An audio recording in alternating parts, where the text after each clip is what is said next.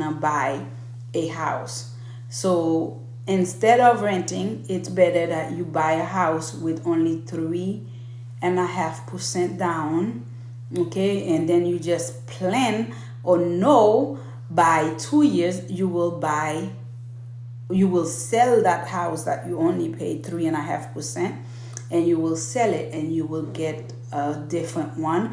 That way you will already build some equity, and then you can pay a little higher on your pay down a little bit higher than the one what you had already paid. Ok, so mwen yo m'oblige à faire live là dans deux langages parce que m'gen tout deux, grâce à Dieu, bon Dieu béni, m'capable faire dans tout deux langues yo.